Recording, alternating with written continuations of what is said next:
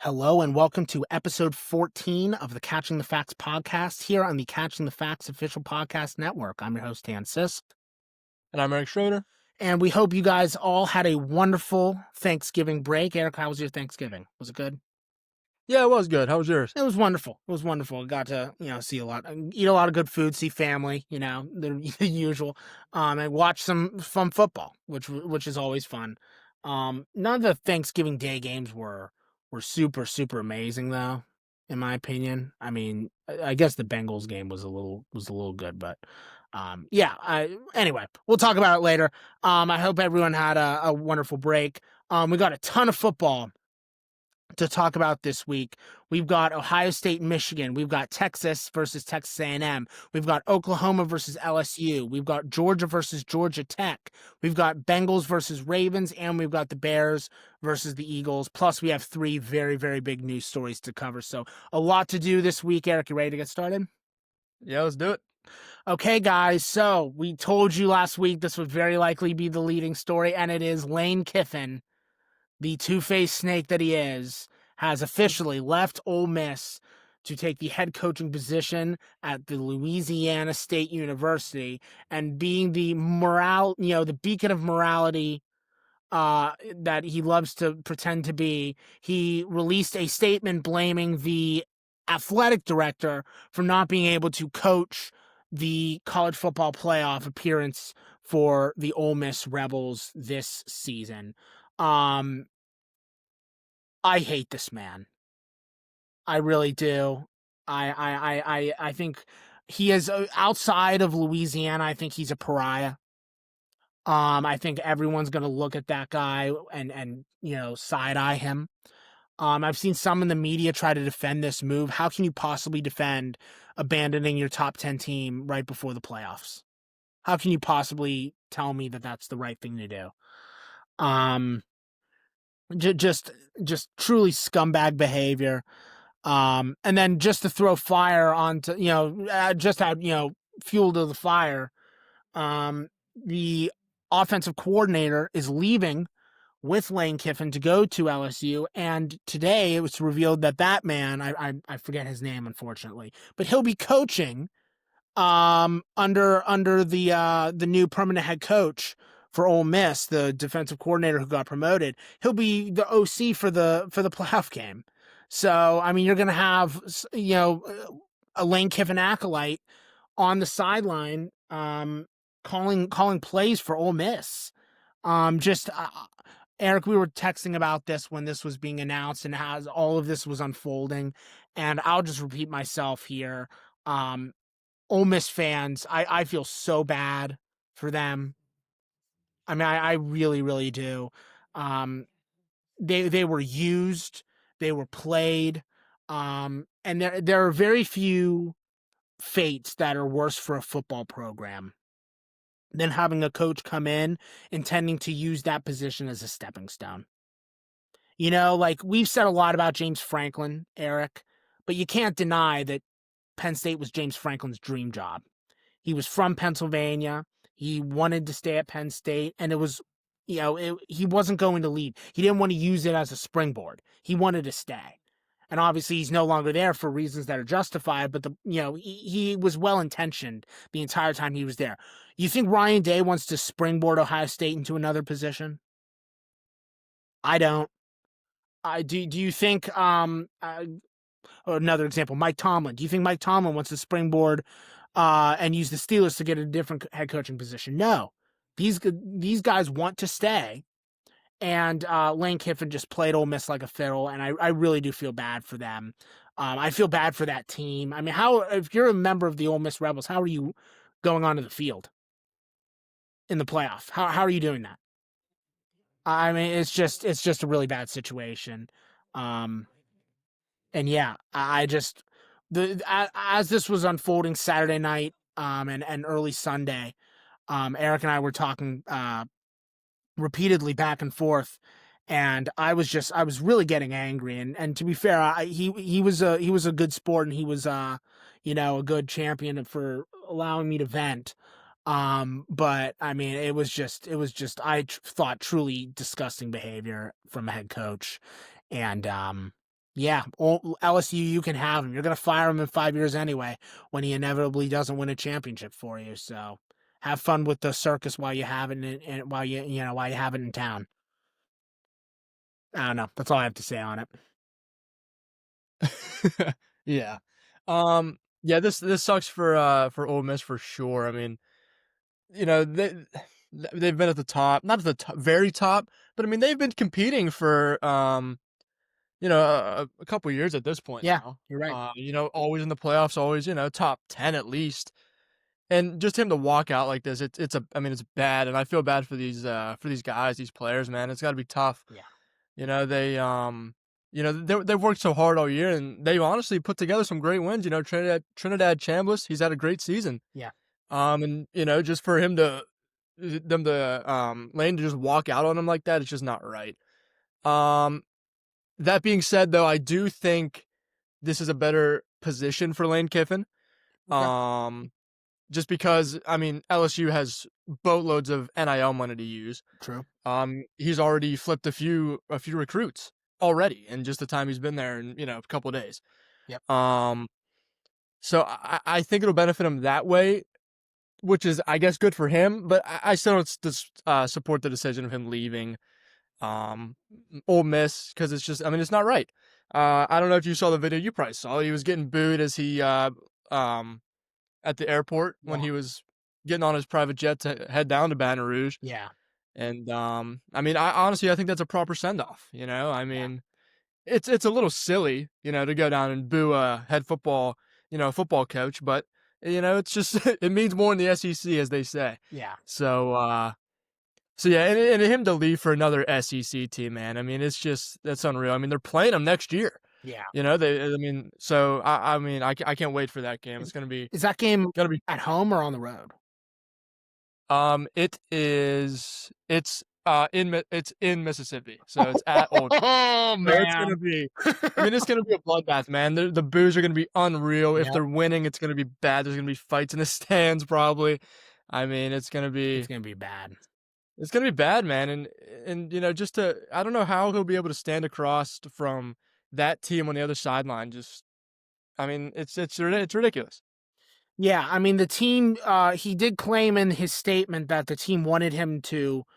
The team campaigned to the athletic director to let him remain and coach. So they accepted that he took the job, but the team did still want him to stay. And again, they're putting all the blame on the athletic director, which is so dumb. No, because no one believes that. That's why it's like, if you actually believe that, you're a fool. Um, yeah, I did not know they were playing. I knew they were playing, but I didn't know it was I didn't know it was in Mississippi. That's gonna be a game. I don't know, man. If you're an I agree with you 100%. LSU is a better position, a better job for Lane Kiffin. But let's be honest, dude. The second he gets offered an NFL head coaching job, he's taking it. Right. The second he gets an opportunity, he will take it. So I just, again, he keeps using it as springboards, and that's just not the way to make yourself likable. It's not the way to maintain loyalty to your players. I just thought it was a horrible look all the way around. And yeah, I think, obviously we'll know next week who Ole Miss is playing in the playoff, but depending on the result of that game, man, those games, I suspect that Ole Miss is going to get absolutely steamrolled in the first round. Um, because I just don't think they can overcome that, which is again a shame because they deserve to have an opportunity to play in that first round at full strength. Based on their play this season, but it's not the way the cookie crumbled. We've got to accept it. The team's got to accept it. And yeah, we'll see what happens. But yeah, I just thought it was such a horrible way to leave. There's a right way to do it and a wrong way to do it. And I think Lane Kiffin took every negative step possible. Someone was camped outside the football offices and they showed Kiffin watching the Iron Bowl on his television. Like someone took a picture through a window of Kiffin in his office watching the Iron Bowl, because obviously the result of that game, Eric, um, would have result. If Alabama lost that game, Ole Miss is in the SEC championship game, which would obviously throw a wrench into his departure plans. And the fact, and when someone took a picture and was like, "Yeah, he's hoping Alabama pulls this out," I'm like, I bet you he is. Because I think he's truly that spineless, and I think he's that cowardly. And yeah, I think outside of LSU, everyone's going to hate this guy, and they deserve to. Yeah.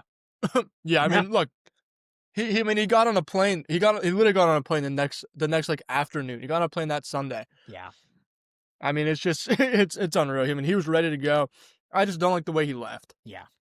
I mean, he easily could have stayed with them. I feel like he would have got the job either way. They wouldn't have picked someone else up if they knew he was interested. I don't know why he didn't stay for the playoffs. But I mean, it is what it is, man. It's gonna be fun next year. Yeah, it will be. It will be. That's all I have on that story. What about you? Yeah, that's all I got. Okay, guys. Next up, this is actually a really crazy story. On the surface, it doesn't look that compelling, but this is actually a big one. So, Eric, do you want to at least like kick off this one, and then I can take over? Yeah, sure. So Kalani Sitake, the BYU head coach at the moment, he was looking at Penn State with a little bit of interest, but he's sticking with BYU. He's gonna stay. So yeah, Danny, you go ahead. Yeah. What do So you get? what made this story broke yesterday, and I was so confused because Kalani Sitake is a BYU alum and he's a Latter-day Saint. He's a Mormon. So I was just talking about, springboarding with Lane Kiffin. Why would this guy take another job? I was really Right. confused as to why he had interest. But then I saw that Penn State offered him 11.5 million a year for 6 years, and I was like, that's why he's considering, because he would be fourth or fifth. I forget the exact ranking. He would be like the fourth or fifth highest paid coach in the sport, behind Kirby Smart, Ryan Day, and Kurt Signetti. So obviously you have to at least consider that offer, right? So it turns out that Penn State flies to Provo, Utah. Someone found the flight logs out of the State College airport and discovered that there was a plane that went from State College to Provo Sunday night. So clearly I would imagine the athletic director, and maybe a couple other individuals high up within the school, maybe one of the deans, flew out to Utah to try to talk this man into taking the Penn State gig. He was obviously showing a little bit of interest, until today, when it was then reported that the entire BYU football team was basically on their knees begging this man to stay. And also, and this is what I find absolutely hilarious, I did not know this, Eric, but do you know crumble cookies? Yeah. Crumble cookies are actually pretty good. I had them for the first time a few months ago at my job, and they're tasty. They're very, very good. Turns out the CEO of Crumble Cookies is a Mormon, and he offered this guy like a private donation of millions upon millions of dollars to get him to stay at BYU. And then on top of that, BYU just announced tonight that they did offer him a long-term contract extension. And he took it. So not only did he get a raise from BYU, he got a private donation from the CEO of Crumble Cookies. So, I mean, if you're Penn State, this is pretty embarrassing. You got outbid by the Crumble Cookie guy. Okay, you got outbid by the Crumble Cookie guy, guys. I mean, this is just a really bad look. Look, would Sitake have been a good fit? Possibly. I mean, he's been able to get a number of non-Mormons to go to Brigham Young University, which is impressive. And not only that, he's the last few years, BYU's been really solid, Eric. I mean, we were making fun of them a few weeks ago when they got blown out by Texas Tech, but they've had a great year. And last year they had a very solid season. And based on how Saturday's game goes, they might make the playoffs. So I think he's a good coach. And I think with the resources that Penn State would have given him, the possibility for him to deliver was solid. Um, but obviously, him being an alum of BYU and with the religion angle, plus all the money from cookies, coerced him to stay. And I mean, I don't really blame the guy. You can't get angry. I found this story really funny. And I just find it incredible how Penn State is one of the first schools to fire their coach, and they're going to be one of the last schools to hire a new head coach. I mean, they have screwed up this process almost every single step of the way. Because of their actions, every coach is utilizing these open positions to get raises. Dude, Eli Drinkwitz signed a contract extension for $10.5 million a year. Eli Drinkwitz, what's he won? What's he won? Yeah, nothing. Nothing. He's won nothing except for a meaningless bowl game on New Year's Eve against Ohio State when Ohio State sat basically their entire offense. So that doesn't count. It doesn't count. So it's absolutely incredible to me how Penn State has screwed this coaching process up. Matt Rule used it to get extended. Eli Drinkwitz used it to get extended. Now Kalani Sitake's using it to get extended. At this point, all the coaches are going to be gone by the time Penn State hires one. Do they keep Terry Smith? The team loves him. He's James Franklin's top assistant. He was one of Franklin's number one guys when it came to recruiting. So we know, Terry Smith can recruit, but the on-the-field results have been mixed. He did keep the team in it against Indiana. Indiana did get lucky against Penn State with that amazing catch. I don't know if that's enough for Terry Smith to stay, though. Brian Hartline is still a possibility. He would obviously be an incredible recruiter considering all the guys he's helped Ryan Day get on that Ohio State offense. But clearly Hartline has told them to go, piss up a flagpole because there has barely been a peep about him because he's obviously focusing on Ohio State's otherworldly season that they're having right now, and what the season we'll continue to talk about in a few minutes here. So, this coaching process has been an absolute disaster. When Crumble Cookie one-ups you, you've lost. And I just had to get that off my chest because it's just a truly remarkable series of events that this is the kind of stuff that they'll do like a 30 for 30 on in 10 years. Those stories are fun unless you're the team that's getting the butt of the joke. And in this case, Penn State's getting the butt of the joke. So, just a crazy series of events, man, over the last 24 hours. I don't know. Crazy. Yeah. Yeah, crazy. I mean, I don't know what I don't know what Penn State's doing right now. They're really screwing it up because I mean, they're like you said, man, they're running out of coaches. I mean, there's nobody left at this point. They might just have to stick with Terry Smith, and I mean, he can keep them afloat. He has great connection with the team, but like you said, the guys love him. But I mean, you can only get so far with morale. Yeah. You need a great coach in there as well, and Terry Smith might be the guy for now. But look at Sharon Moore. I mean, Harbaugh leaves, and look at Michigan right now. They don't look very good, and they haven't. The past couple years, even with Sharon Moore. Yeah. So I don't know. It's that's a crazy story, getting bought out by a Mormon cookie shop owner. But yeah. Oh my goodness, that's the way the cookie crumbles, I guess. Yeah, I guess it's also important. That is a funny joke. I guess this is another important bit of news, guys. Florida did hire a head coach. They hired the Tulane guy, John Sumrall, who was definitely the best coaching candidate out of the group of 5 schools this year. So, again, that's another guy Penn State lost out on. And Tulane's not that far from State College now, is it? That wouldn't have been a big jump for him.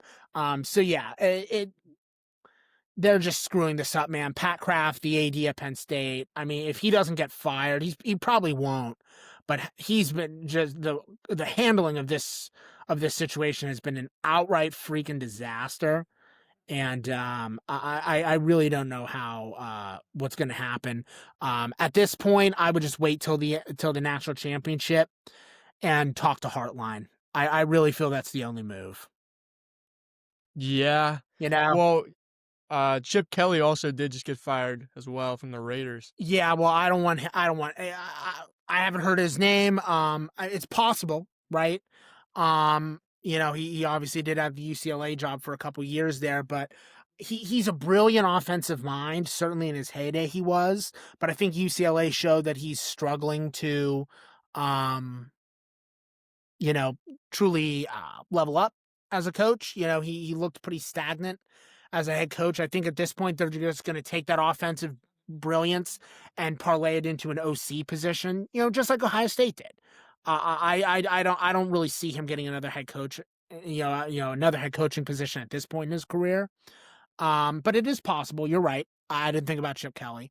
Yeah, man, I really feel Penn State's only move at this point is to just wait for the season to be over and talk to Heartline and see if he's interested. Yeah. Because I don't really know what Well, else you do. Everyone else is keep gone. getting Ohio State guys. Yeah, really, right? So, I mean, we'll see. But yeah, crazy story. That's all I got. What about you? Yeah, that's all I got. Okay, guys. Next up, last news story. This is a really crazy one. I know last week we did talk about the new top 25 for the first time in a couple weeks, but we wanted to talk about it this week because this is pretty certain. The vast majority of these teams are going to be in the top 12 following next week.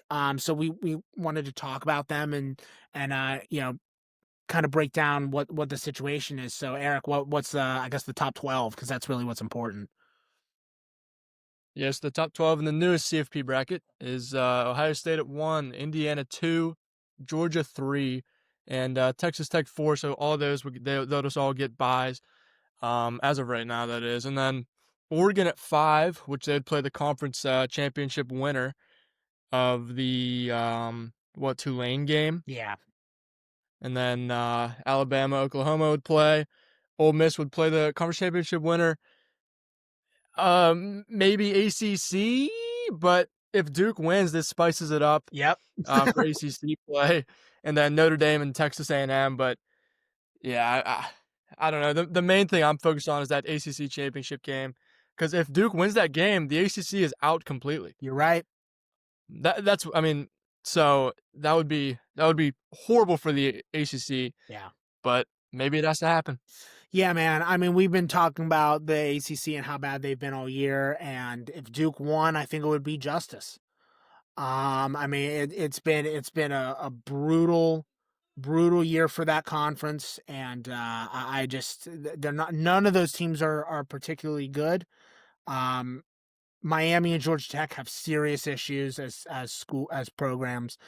And I don't really. I'm with you 1,000%. I'm honestly rooting for Duke because I think it would make a better show for us next week. Oh yeah, me too. What I really want to talk about though is Texas. That Texas team, they are as on the line as can be. They are ranked 13th right now.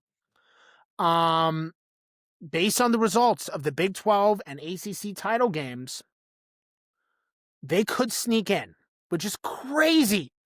Absolutely crazy to me that they could sneak in, but it's possible. I mean, right now BYU is 11th and Miami is 12th, and those two teams are one of those teams is playing in a conference championship game, and the other team is not playing in favor of Virginia and Duke, which is in and of itself pretty damning. Miami and Texas, neither are playing. BYU is, if BYU gets blown out by Texas Tech, and they did get blown out earlier this year by Texas Tech,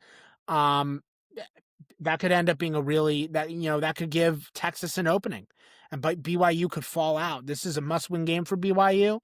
Um, and we'll see if they can do anything. A&M with their loss, we will be talking about that in a second. They did fall to 7th.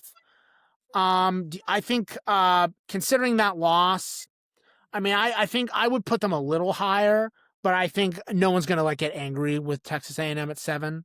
I mean, that was a game that they should have won, and again, I would have put them at 6, but I get why they put them at 7. Um, I guess here's a question for you. Let's say, and I think we both assume they will. Let's say Ohio State blows out Indiana on Saturday night. Does Indiana fall out of the top 4? And do you slide Oregon into the top 4? Ooh, that's a good question. Or Um, does Indiana fall to 4? yeah, I think I don't think the Big Ten championship game really matters. I think if either of these teams lose, especially if it's close, I mean, they'll stay in the top 4, even if it's a blowout. I think if Ohio State blows out Indiana, unless it's like an unreal amount, and maybe Fernando Mendoza gets hurt or something, Sure. then they'll fall at the top 4. But I don't think they will. Okay. Um, what do you think? What do you think?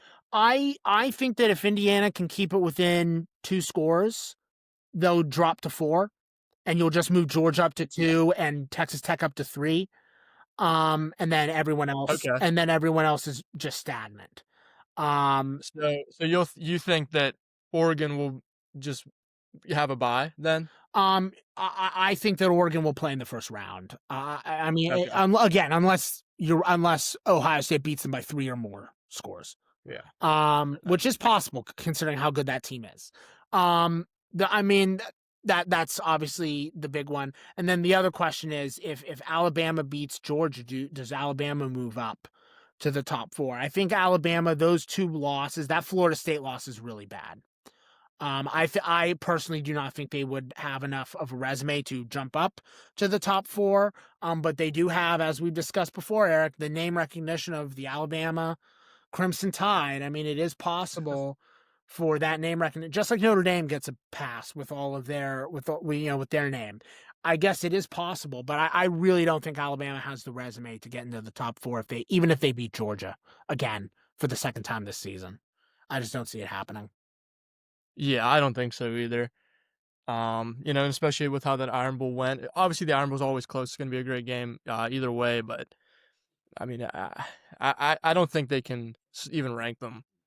They can't rank them above Georgia, and then you can say, yeah, Oklahoma right now they're ranked higher than Alabama, but even then you can't put Alabama or Oklahoma in there either. So Yeah, I would agree with you. Now, here's one more question. Again, the Big 12 championship game is big.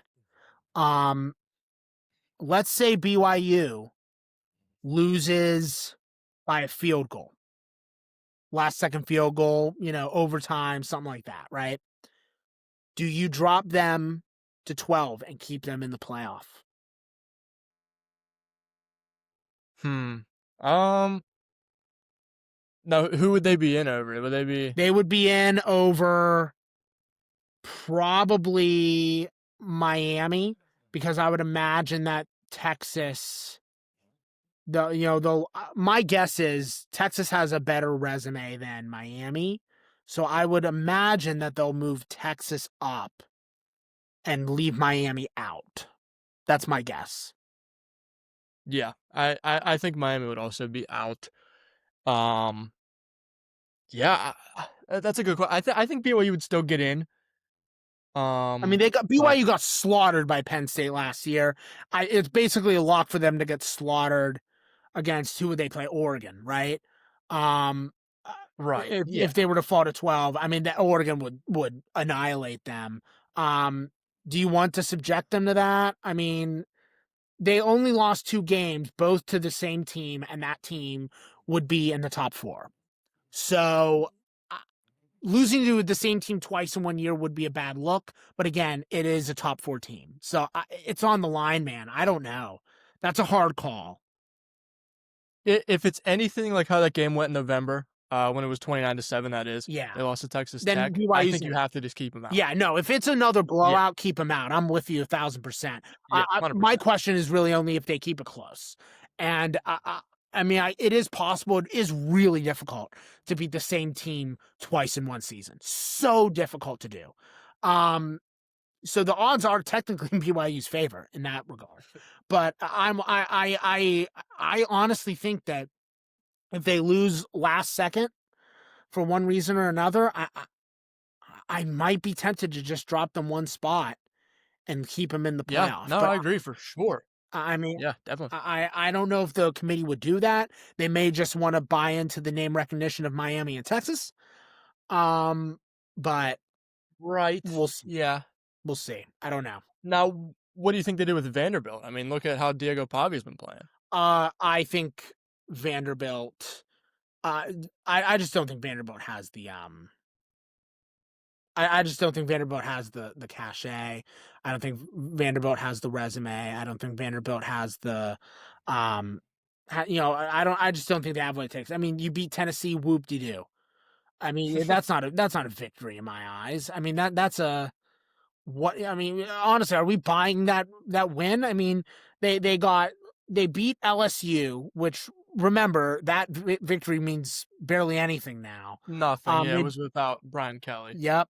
They beat Missouri, which that doesn't mean, again, Eli Drinkwitz goes 8-4 every year. So that And victory, right, and Bo Prabula got hurt in that game. yeah. And so that victory doesn't mean too much. And then, I mean, they did beat South Carolina when South Carolina was looking good early on in the year. And then, the wheels fell off. So, read that victory as you will. And then they got, they lost to Alabama and Texas, which are the two best teams on their schedule. So, I just I don't think they have the resume. I feel for Clark Lee. Talk about another guy who got an extension based on all of the drama of this coaching carousel. We were just talking about a couple guys in the Penn State story. He's another one. I feel bad for Clark Lee. Diego Pavia is a solid quarterback. But I honestly, Eric, I just don't think they have the resume to deserve a spot. They I lost some games that are not against the elite of the elite. They did not lose. This isn't I agree. BYU. BYU would have lost twice to a top 4 team. Okay, Vanderbilt would have lost 2 games to teams that are in the bottom half of the top 15. I just cannot. I can't compare those 2 teams. I can't. So Yeah, no, I would leave Vanderbilt. I completely agree. I agree, and they don't have the resume like you said, and they also don't have the defense. I mean, they're letting up a ton of points to some pretty bad teams like Georgia State. They let up 21, Virginia Tech 20. That was week 1 before anything happened with them. So they still had their coach.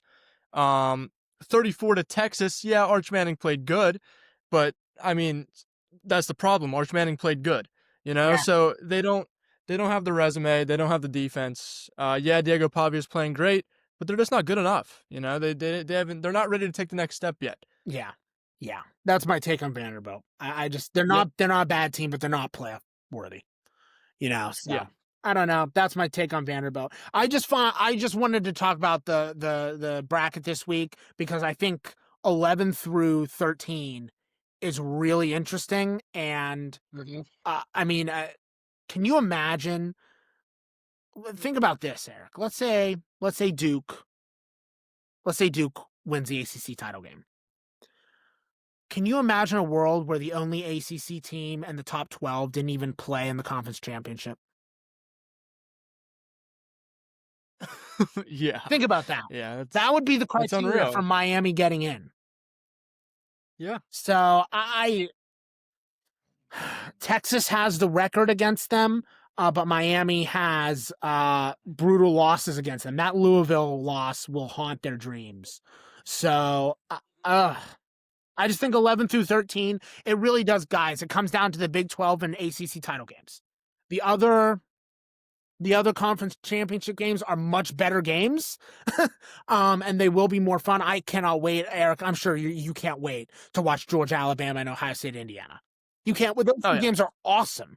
Those 2 games are going to be Yeah. so good. But those 4 teams are in. So it's just a Right. matter of it's Exactly. just a matter of where, right? With the Big 12 and ACC games, those are the ones that are going to determine the fates of BYU, Miami, Texas, and then also remember also Tulane and James Madison. So there's a lot of factors going in here.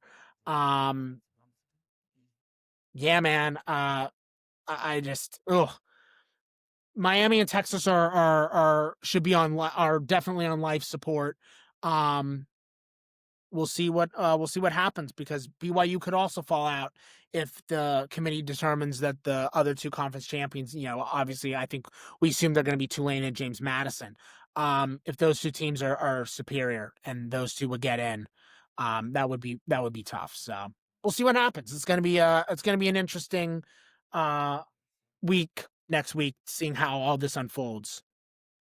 Yeah, but as we've talked about the whole season, man, we've been criticizing Miami and Texas the whole year, haven't we? I mean, Oh yeah. we've been just crushing them week after week after week because those two teams, as you've said many times before, they are not great teams. I mean, they have great moments.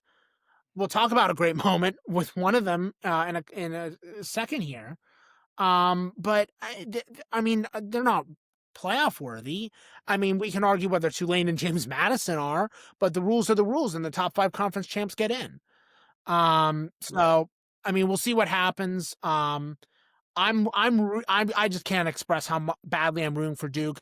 A, because I am a Manny Diaz fan as a Penn State, supporter myself. I am rooting for Manny Diaz. He was a very good defensive coordinator at Penn State, so I am rooting for him for that reason. But I'm also rooting for Duke because I want chaos. I love chaos. I'm an agent of chaos, um, and seeing that victory would KO an entire conference, which would be really funny. I gotta tell you, it would be really amusing. So yeah, man, it's been a crazy year for college football. And I'm excited to see the final ranking next week. Yep, for sure. Okay, that's all I got on that. What about you? Yeah, that's all I got. Okay, guys, I know 37 minutes. What the hell, guys? We want to talk Ohio State, Michigan. We're getting to it now. We're getting to the games. There was a lot of news. We had a lot to discuss. Okay, man, this is your team. I'm not gonna interrupt. I've been talking the bulk of the episode already. This is the game you've been looking forward to the entire season. This is the game you were freaking out about, and I was telling you it would be okay, and I was right. So please talk about how this team just absolutely pounded Michigan. Yeah, so Ohio State beats Michigan 27-9 in Ann Arbor. I mean, huge win right here. This Bryce Underwood, all the hype coming in on him this year.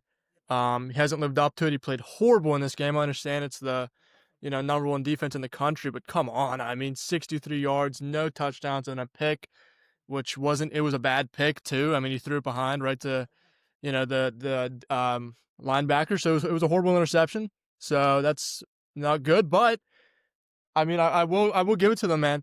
They really did come out pretty impressive.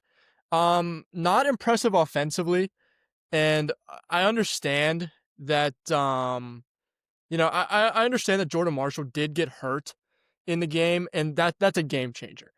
Yeah, I think if he doesn't get hurt, it's a little bit of a different game. I don't think they win, but they score a touchdown. sure. Jordan Marshall, the running back of Michigan, 7 carries for 61 yards, got hurt in I believe the first quarter of the game. I mean, he started off hot, and they were feeding him, and it was working. They were getting a great push with their offensive line, which worries me a little bit.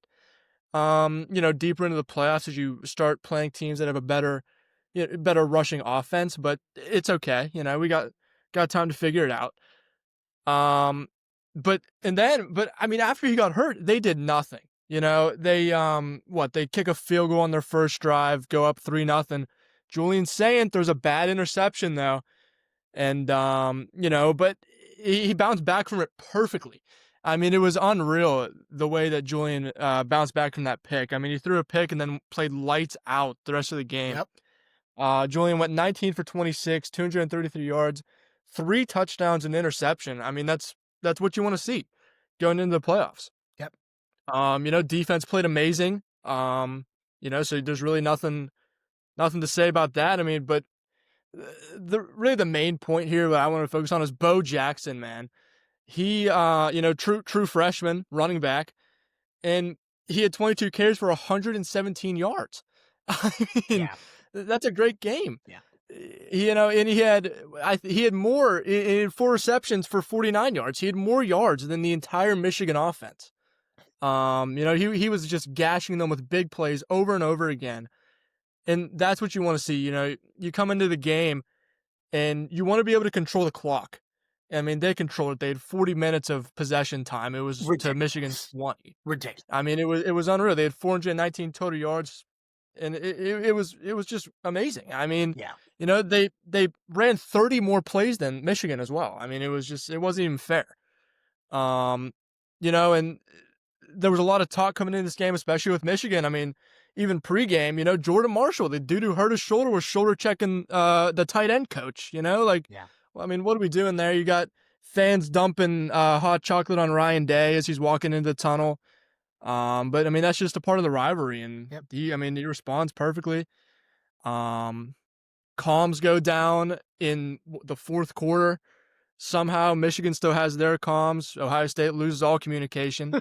And I mean, it's just, There's definitely nothing sketchy about that. Oh, no, nothing at all. Ryan Day, he had a pretty funny response to it. He was just he was like winking afterwards. He was like, yeah, like that's just what we prepared for it. You got to prepare for everything. Carnell Tate, I mean, he played great as well. I mean, Jeremiah Smith, he played okay.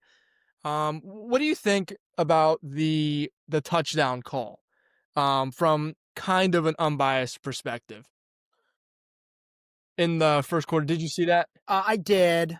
I mean, I don't know, man. I feel like that I mean, it's I mean, look, the reality is that he does come through with big plays when it matters. So, I mean, if you want to argue whether or not, touchback or touchdown, I mean, I understand, that it can be frustrating, but I feel like, there was a little bit of a shuffle. Um, I don't know. That's where we come into the argument of like indisputable evidence, right? Like there was a play in the Georgia Florida game. I don't know if you remember this, where they thought a ball hit the ground, and like there was one camera angle where the ball clearly hit the ground, and then another one where you could swear it was in his hands. But it just comes down to indisputable evidence. I honestly think that with that touchdown, it wasn't indisputable evidence. So I'm sure Michigan fans are pissed, and I get it. I know Mike Pereira called it a touchback, but I mean, I for the most part, I know this is going to be a hot take. I trust the refs these days in college football, not the NFL. The NFL refs are atrocious, but in college, these guys, they know the severity of the fact that you're playing in front of a typically younger audience, right? Of college students. They know the reality.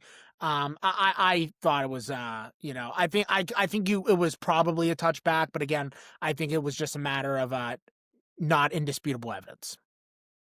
It's a very loose term. Yeah. That's the problem with the term. What the hell's indisputable? I have a different interpretation of the word indisputable than you do, and that's bad. Right, exactly. So I mean, I feel like that's really what it came down to. Yeah, that's I think it's just one of those calls where it's just like, I mean, in real time, it obviously looks like a touchdown. It was called a touchdown. I mean, in my opinion, I think if you need to slow it down and spend like 5 minutes reviewing it, slowing it down to, 1 frame per second, I mean, just get on with the game and call it a touchdown. Obviously, it's a little biased coming from me as an Ohio State fan. Yeah. But I mean, if you need to slow it down that much, and that just goes for anything. I mean, if you need to slow it down and spend 5 minutes reviewing it, just get the game going on again and call it a touchdown, Yeah. So, I mean, I think with that, it's just whatever is called on the field, that's what it's going to be. Yeah. If that was called a touchback on, the referee called it a touchback on the field, that's, it's a touchback. Yeah. It just happened so that he called it a touchdown, which it was, I guess, because it is. So, and it didn't end up mattering anyway. And But no, also, no, just I don't want to hear it from Michigan fans because we all know Harbaugh was cheating for years. So I don't want to hear. I don't want to right. hear about, I honestly do not want to hear a goddamn word about how we got, Michigan got robbed because they didn't. The entire sport got robbed in You're right. 2023. You're right. They really did. So, They I really mean, did. you can't say anything, but yeah, I mean, this is a huge win, even though it might not seem like it. I mean, this is a huge win. Like I said last week, it's a 5-week season. It's Yeah. this and the playoffs. So, so happy Ohio State won, but I mean now it's on to the playoffs, on to Indiana. So, Yeah. it's a good win, good to have the win streak back, but I mean it's not really what matters, Yeah. to be honest. Yeah. Yeah, man. I don't really have much to say. I guess the only thing I would add is, was it just me or did Ryan Day look so much more confident? Like Oh yeah, dude. last year when I was watching the game, in the second half, he looked rattled. And it was in his own building, which is what was so odd. It's like, why are you Well, rattled in your own I, building? he did look a little rattled though after they went out, scored three, and then Julian Sand threw the pick. I mean, Sure, on the second play of the game. sure, But but I that mean, you're gonna happens. be. Even I was nervous. That happens. And that was in what, the first 6-7 minutes of game time. I mean, Yeah, I mean that's 6 minutes out of an hour. I mean, as we right. said, Ohio State had a bad half against Penn State. I never batted an eye thinking that upset was possible. Every team has bad moments. I mean, even one as good as Ohio State. So I didn't get too nervous. But yeah, man, that entire second half, he honestly looked like a different coach. I mean, I think he's matured. I Yeah, really feel he's gotten him better and better as a coach as his career's gone on.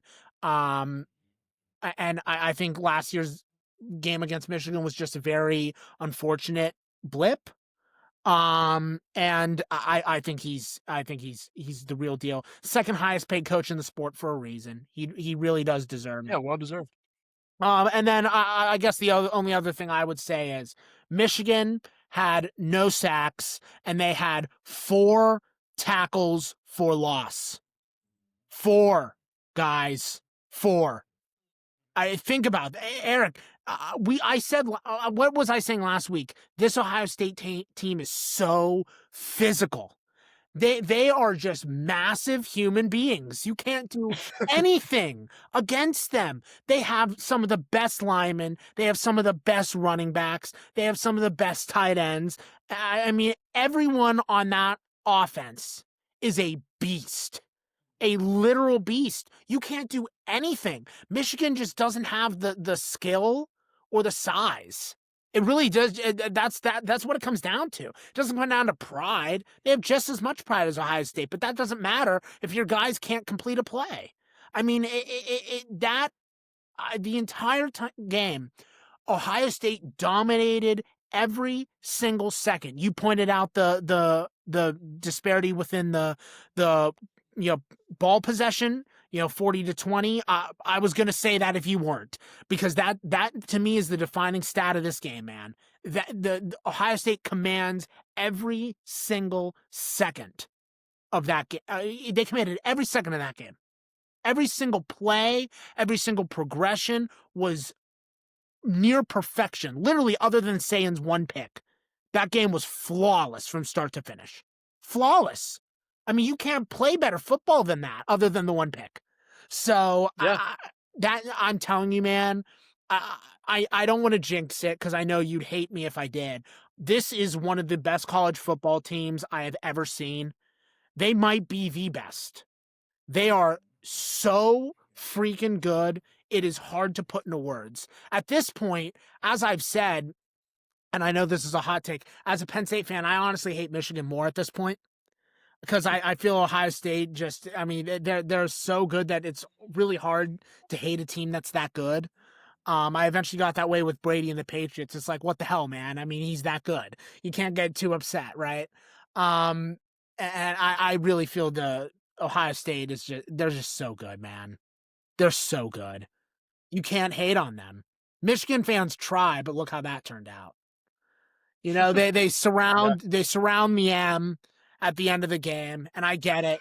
And I get it. I understand. I understand. But the fact that they were thinking that through, Yeah, clearly, man. they clearly thought that through before the game was even happening. Yes. And they didn't They actually think about yes. the game. It's like how No. about you win the game before you worry about whether or not Ohio State's gonna, size you up after the clock strikes zero. So I mean, Yeah, that yeah, that was really weird to me. Um, I mean, I understand that's a I mean, I understand Michigan plants the flag last year, in Ohio Stadium, but I mean, I, it's like they planned that obviously. I mean, it's like we're gonna go guard the M after the game, make sure they don't plant a flag. I don't know if you saw, but it honestly did look like they were going to. Ohio State was going to plant a flag, and then but yes, all the coaches, Ryan Day stopped them. yes, Which that's what the you want to right see, thing to man. do. Right thing to Right, and do. he said, we win with humility. Yeah, Um, so and it's funny that one picture. It's like all the Ohio State dudes like jumping in the stands or whatever, and yep, Michigan's just standing. It looks like they're watching them yeah, celebrate. yeah, yeah. I mean, it doesn't make any sense. And hey, and Brutus did all the talking when he crossed out the M and wrote "Script That was Ohio" hilarious. on their goal That was line. so So funny. That was one of the funniest things of the year, to be honest with you. I got it. And also, what's really telling? Ohio State, as we just said, Michigan was planning protecting the M from the start, Mhm. and they weren't thinking about the actual game. Michigan had, as you said, a winning streak against Ohio State. They had a winning streak against Ohio State. They weren't supposed to win last year, and they did. And yet, Ohio State lived in their brains rent free. Yeah, Rent free. And they had the winning streak, in their name, and they were playing in Ann Arbor. That is so embarrassing. I mean, talk about I've been, Sharon Moore at times has been very, very good, but that is horrible coaching. Absolutely horrible coaching. yes, I mean, that team was so ill prepared mentally. I mean, it was truly embarrassing. It really was. I mean, there's no other way to put it. yeah. All that showed me it was like almost they expected to lose. Half Exactly. they plan at Exactly. probably he told them at halftime, "Hey, go guard the M after Yep. we lose." I mean, it doesn't make any sense. I 100%. mean, Yeah. it's a terrible look. Horrible. And I understand they had a win streak of 4 coming into this, but I mean, the last 20 years, I mean, Ohio State's got up 16-4. So, I mean, it's just like it's I don't know, but Yeah. Yeah. I No, I'm with you, man. I'm with you. um Eh, eh, now, go on, yeah, please. I was just gonna say last thing, but if you have another thing to say, I don't. Please go. Please go. yeah. So last thing, how do you feel about Jay Barham headbutting the ref? He ended the game 1 tackle, 0 sacks, 0 forced fumbles, 0 interceptions, and 1 headbutted ref. Um, What a stat how line. do you yeah, how do you feel about that? Do you think he should have been He ejected? should have been. 1000 Yeah. percent he should have been. That's horrible. I mean, what else is there to say? You Yeah. don't do that, man. You don't headbutt the ref. Are you kidding me? I mean, I don't care how frustrated you are. I don't care how angry you are. I don't care how wronged you feel you are. I don't care. Right. I don't care. You don't do Yeah. that. You don't do that. That you are crossing the line. I mean, you can't lay a hand on the ref. They teach you that shit in Pop Warner. Yeah. How do you do that and at the college level? They cut you in high school for doing that. Right. Yeah. I think it's because he was showing the ref and a horrible way to show a ref what a player did, but I guess an Ohio State player like head butted him, but I mean I don't know why he's head butting the referee, but I mean they got off with that one there for They sure. did. Um, yeah, 1 tackle and 1 headbutted ref. Jay Barham ends the game, and he's a senior too, so that's a bad way to go out. That's it. Think about that. That's his last regular season game. That's his last game in Michigan Stadium. That's his last game in the Yeah. big house because the bowl game will be at a neutral site. That's embarrassing. Yeah. That's your last moment in a Wolverine uniform. Think about that. That's that. What a legacy. Uh damn. I just realized that when you said senior, I was like, oh my god, that's his last play at the big house. Oh man, that's crazy. But yeah, man, I just honestly my takeaway: Ohio State's so freaking good. They're so good. Seriously, I mean, they are easily the best team. Easily. If they don't win the national championship, I'd be shocked. I say that every week, but it's true. So, uh, that's it for me. What about you? Yeah, that's it. We should probably move We on. really should. Okay, guys. Big game here. Number 3, Texas A&M visiting number 16, Texas. Eric, what was going on there? Yeah, so Texas wins at home 27-17 in a huge upset loss in Texas A&M. Um I don't know. Look, 2 weeks ago that was Texas A&M almost lost to South Carolina, largest comeback In school history. in Yeah. yeah, in history. Um so I definitely didn't see this loss coming now. I thought it would be sometime in the playoffs, but this is a huge loss for them right now.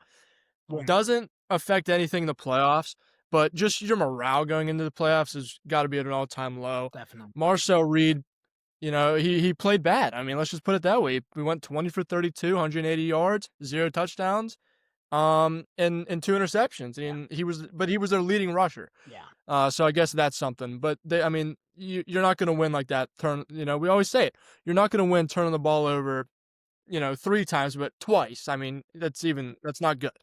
They punted the ball 6 times, had a lot of penalties. You're not going to win the game like that. On the other side of the ball, Arch Manning didn't really impress me either. It was Contravian Wisner again. He seems to be the common denominator. He's always up there, man. He's a Yeah. he's a great running back in the sport right now. Excellent running back. And honestly, I mean, is it crazy to say underrated? I mean, I never hear his name anywhere. Neither do I. But if you watch Texas football, you know how good he is. He's a game changer, and he's picking up for Arch Manning's lack of ability. Yeah. I mean, right.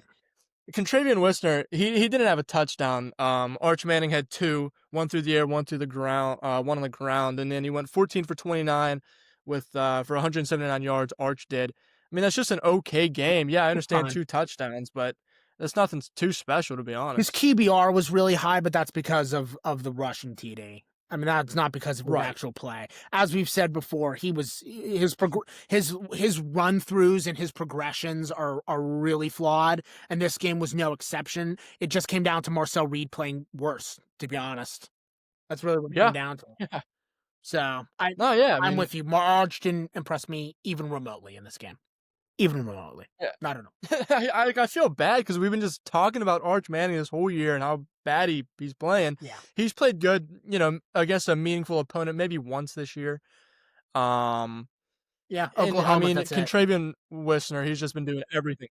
Yeah. Yeah, right, exactly.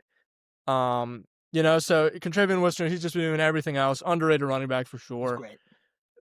Good win for Texas, though. This is a big win for Texas. Huge. So yeah, we'll see where that puts him, but yeah. Yeah, man, this keeps Texas alive. I mean, this keeps Texas, again, I don't think they're going to get out because I don't think they're going to get in. Because again, I think Tulane and James Madison, if Duke wins that game, I think Tulane and James Madison would keep Texas out. But if Virginia wins the ACC title game, there is a small chance that Texas gets in over Miami, and it is solely because of this game. This season kept their very small playoff hopes alive. And overall, that they played pretty well. The defense was quite good actually for Texas. They had only 1 sack, couple tackles for loss. A lot of 3-4 yard runs for A&M that Texas was able to limit. Yeah, man. I mean, when Reed was playing as poorly through the air as he was, he can only do so much with his legs. and Right. that was enough. So again, even though Manning it's far from his worst game of the year, but it's far from his best. Wisner was able to pick up the slack, and they won, with a decent lead. I mean, look, a 10-point victory isn't a blowout by any stretch, but I mean, a 10-point victory is a 10-point victory. This was a huge win for them, and we shouldn't take that away from them. But I mean, because of the rest of their games this season, I mean, did you see Sarkisian is blaming the Ohio State game for keeping out of the playoff and saying that they deserve to get in because they had the guts to schedule that game? Um, and it's like, Sark, my man, That's ridiculous. you scored 7 points against Ohio Yeah. State. I mean, that was when Ohio State wasn't the Ohio State we see now. I mean, clearly in week 1, they were working through things and Sayan was getting his control of the offense, and they were learning on the fly, and they were able to win that game solely because of that. But at this point in the year, I mean, try playing Ohio State against Steve, see where you go. I mean, if Ohio State Exactly. played Texas right now, it would be, I'm not exaggerating, Eric, it would be a 28-point game. I mean, it wouldn't even Yeah. be remotely close. So, Yeah, I mean, look at what Georgia did to them. I mean, exactly. like, Yeah. and even Florida beat them. I mean, Yeah. it's hard. I mean, him saying that the Ohio State game's keeping them out, it's honestly probably the Florida game It is and Florida. and the Georgia That game was for after sure. Napier got fired. He lost to an interim Ex coach. exactly. Yeah. Horrible. So I don't want to hear a word. Anyway, this victory does keep them. They have less than a 10% chance. Um, if somehow they squeeze their way in, and that would result, I think the only way that they even have a small chance at getting in is if Virginia wins the ACC game and Texas Tech blows out BYU and kicks BYU out completely. Then they would have a small chance at jumping Miami for that last spot. Um, they have basically no chance. They did it to themselves. But again, this is, as we just said, about Ohio State. I mean, morale is important, right? And this is a good way to end the regular season for them. But yeah, I think they're, you know, snorting a lot of their own success, and they're hyping themselves up for literally no reason. When you have quarterback play like that and you're not willing to make a change, um, that's what happens. I mean, Nick Saban was willing to switch out his Heisman contending quarterback at halftime in the national championship game, and it won him a championship. So quarterback changes can help, Steve. You should have done it. You didn't. And you made your bed. Now you got to line it. That's honestly how I view it. I mean, he did it to himself. Texas put themselves in this position. I have no sympathy. It's a good win, but at this point, it means nothing. Yeah, I agree. 100%. Yeah, and then I mean, you summed up A&M. I don't really have much to add there. Every team has a loss. I think this team is definitely solid. I do think they have the talent to win like the first round game. I don't think they have enough to make it to the semifinal. I think that's where they're gonna run into potential problems. I see this team as a second round loser personally. I don't know how you feel about them, but I think that Marcel Reed has just enough ability to play well against some of the mid-range teams like Alabama and whatnot. I mean, we'll see where Alabama stands, of course, after next week. But as of right now, Alabama's a mid-range team, so that's who I'm comparing them to. Those kinds of teams. I think that there is the possibility for them. I mean, they would play what, number 10? And I mean, they can beat Notre Dame. So I honestly think Texas A&M has the ability to win the first round, but I do see them as a second round exit personally. Yeah, I agree. I mean, yeah. Yep. I agree. Yeah, especially if the rankings rearrange and Tulane and James Madison like get into 10 or 11 somehow, they would play a group of 5 team. They're winning that game. So, um, yeah, man. I mean, I we've been praising A&M, but we haven't been drinking the A&M milkshake. You know, I think you and I have been kind of walking the tightrope, and preventing we've been preventing ourselves from going all in, and I think this game was kind of proof of why we did that. Yeah. Because I think the flaws came out, and I think they have the ability to win in the first round, but I don't think they have the talent to go further than that, and that's just the reality. So, uh, yeah, man, that's all I have on this game. What about you? Yeah, that's all I got. Okay, guys, next game we have LSU visiting number 8 Oklahoma. Erica, what's going on there? Yeah, so LSU loses to Oklahoma 13-17. Um, close game, honestly, surprisingly. I mean, Oklahoma's looked okay. Ever since John Mateer's been injured, he hasn't or come back from the injury. That is, he hasn't looked too great, to be honest. But I mean, he's squeaking out wins, just barely, but he's winning. So Yeah, guess that's all you can really ask for. Obviously Garrett Nussmeier, he got benched for LSU. and injured. I Um, mean, it was a largely. I believe it was. yeah. What was it? I forget what injury it was. Was it like his shoulder? I don't remember. He was on the line. I know he was a long shot possibility, but yeah, he didn't play. So yeah, Michael Van Buren came into the game, played terrible, 14 for 25, 96 yards, touchdown. Yeah, and then you got an interception. I mean, that's just Horrible. really bad. Yeah, I mean, terrible. and but they almost won. I mean, it's like Yeah. I don't know. I mean, It's hard. yeah. But Yeah, man, this game is all about the Oklahoma offense. I mean, we've known that Brent yeah, Venables, coming from Clemson as the DC, is a very good defensive coach. So the defense played exactly as they should have. But my God, John Mateer, talk about an injury derailing a season. This guy was a dark horse Heisman contender before his injury, and he has just regressed like you wouldn't believe. Two of the three picks were really bad.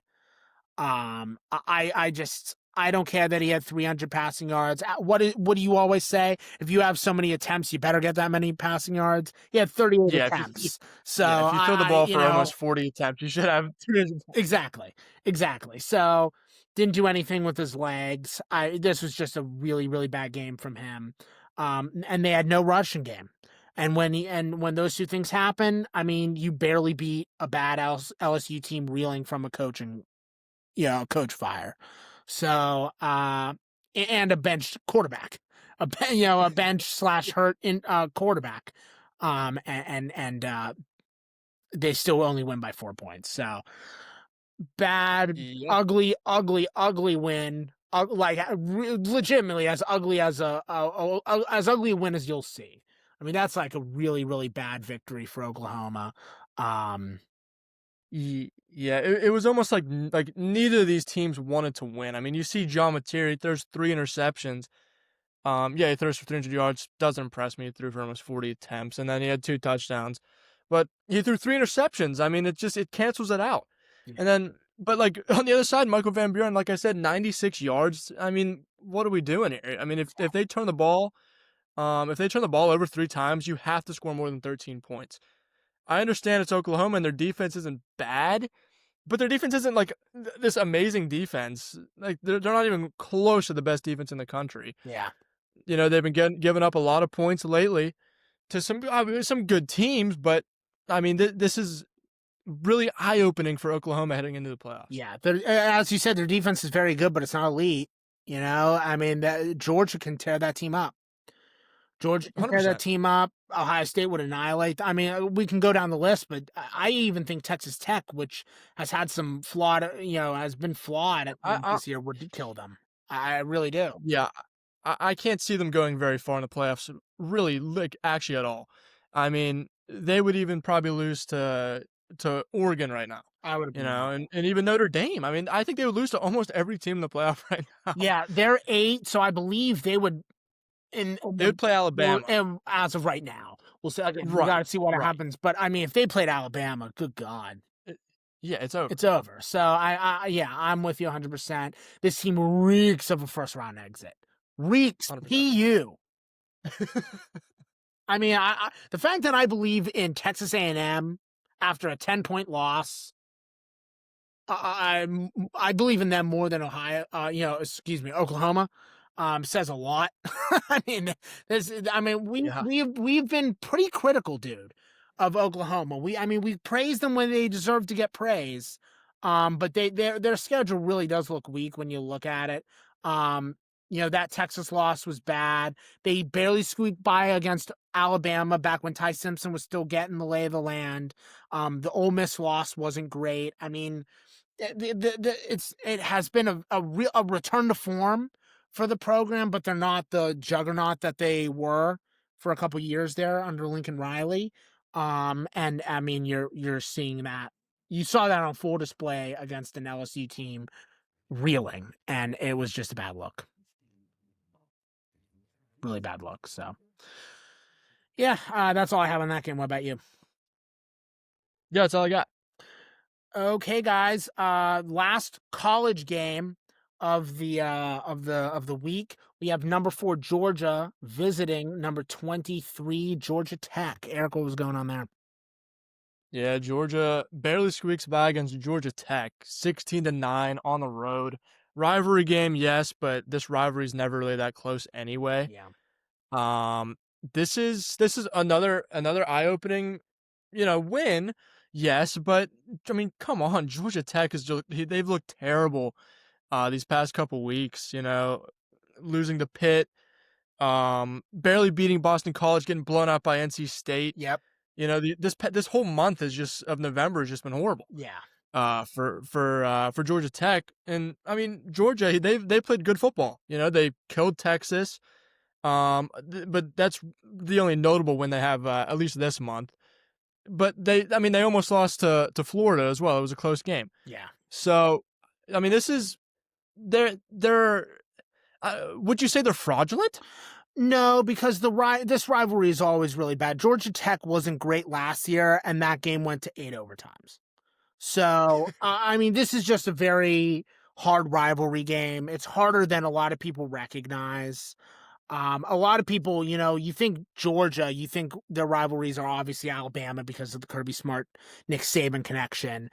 You think of Georgia, Florida is such a big rivalry. They play it on a neutral field every year. But for Georgia Tech, this is their biggest rivalry. And I think a lot of Right. people forget that.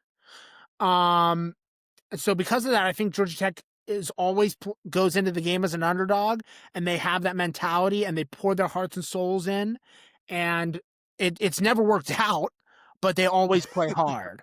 So I Yeah. honestly think that's what it came down to. They could only get so much out of that because, as you said, it's been an awful month for them, just atrocious. So they could only get so much pride. But I mean, Gunnar Stockton was just horrible. 11 for 21, 70 yards passing, 1 TD and 1 pick. A QBR of 25.4. That's like Deshaun Watson for the Browns QBR over there, man. I mean, that's just an atrocious game.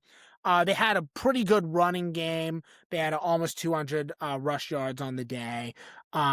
But Zachariah Branch made a couple really big catches when it counted. He's had a really underrated season. Not like Heisman worthy or anything, but he's very, very solid and lightning fast. But yeah, man, the Georgia defense is so good. They had 7 tackles for loss against Georgia Tech. And for a team that relies on the run, I mean, we've talked about how Haynes King is a dual threat, right? For a team Mhm. reliant on the run game, oh boy, they couldn't even get to 70 yards rushing. That is so bad for that team. And when you can't run, you can't do anything against Georgia. So it was a hard fought victory because again, the rivalry is tough. I guess to answer your question, because I've been avoiding it, I don't think Georgia's fraudulent. I do think this Georgia team is very good. I don't think they are elite. I honestly would argue that in any other year they would be elite, but I think Ohio State is so far and above everyone else this season that I honestly feel I feel almost a sense of dread saying that Indiana, Georgia, and Texas Tech are elite, even though their records suggest they are. I just think Ohio State is so far and above all 3 of those teams that I don't really think I can call them elite. Now, does that mean that any of these teams are fraudulent? I think that's also inappropriate to say. Um, but I think this Georgia team is very, very good. I think they lose in the semifinal. I don't think they get to the national championship, but I think they get to the semifinal. I think they're a very good football team. That Ole Miss victory was huge. They barely lost to Alabama. They made a strong, they had it was up and down. That game was back and forth. So they did have their moments against Alabama in that game. Um, we'll see what happens Saturday. Do you think Alabama wins again? As we said earlier with BYU, it's so hard for a team to beat, the same team twice in 1 year. Alabama tried to do that. Bryce Young, throws that, pick six in the fourth quarter of the national championship. Georgia beat Texas twice last year, but obviously Texas is flawed. So, read into that what you will. Um, man, I don't know. I'm kind of rambling at this point, but I don't think Georgia's fraudulent. I do think there's a very, very good chance of Georgia beating Alabama just on stats alone.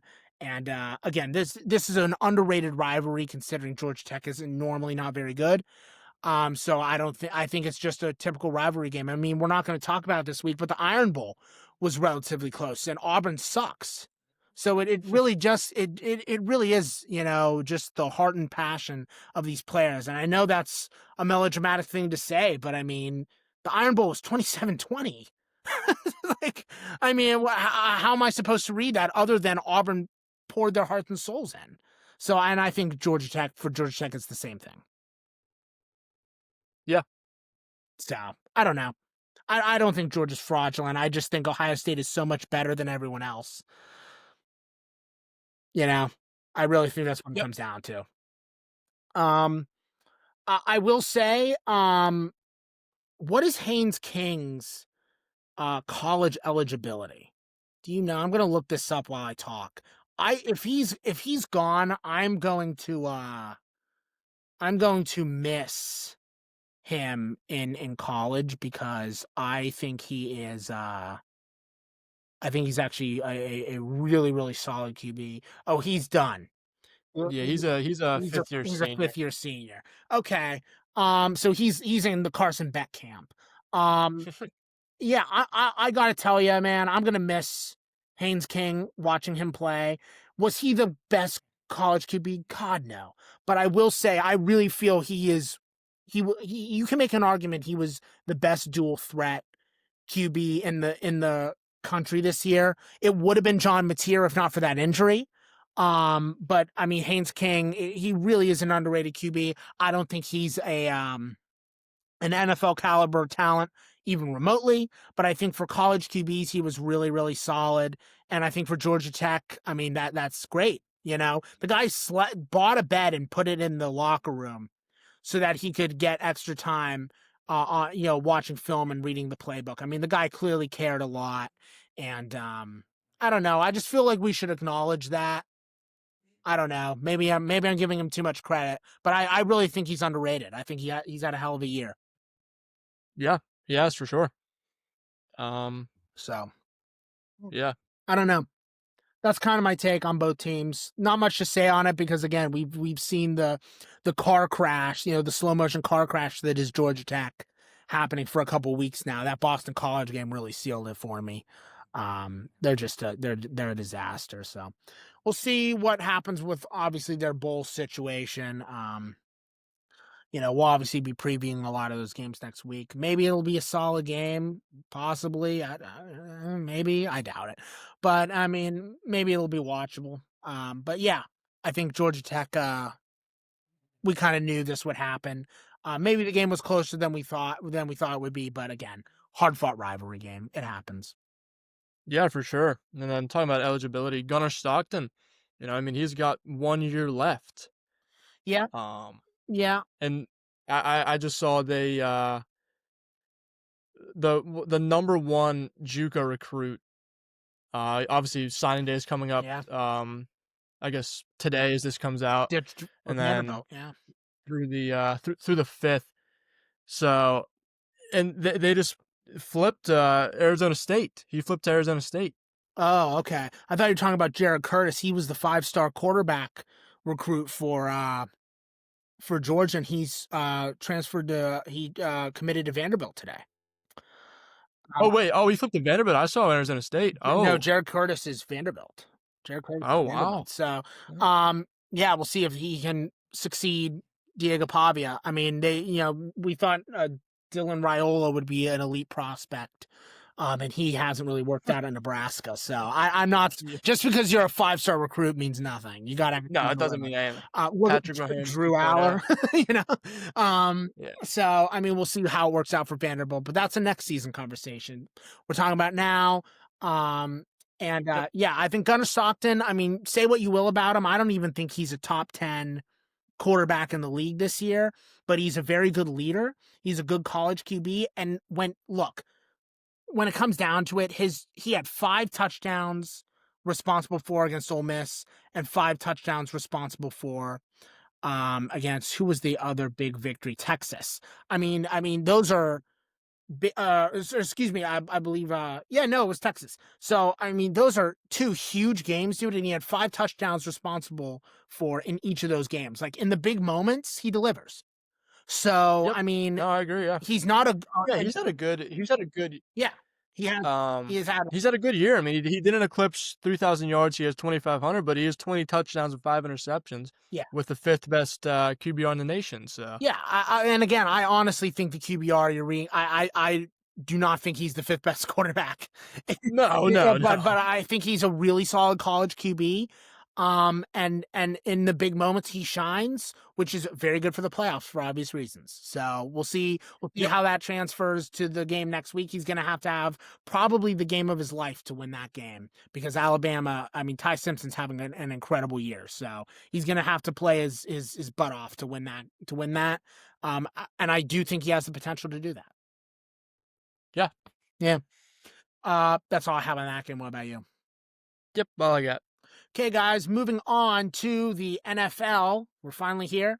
The game that was both surprising and not surprising, I think. I don't know how you read it, but this game was really funny for numerous reasons. We have the Cincinnati Bengals visiting the Baltimore Ravens. Erica, was going on there. Yeah. So the Baltimore Ravens lose 32-14. They got killed at home on Thanksgiving. Bad loss when they needed it with the Steelers losing to the Bills.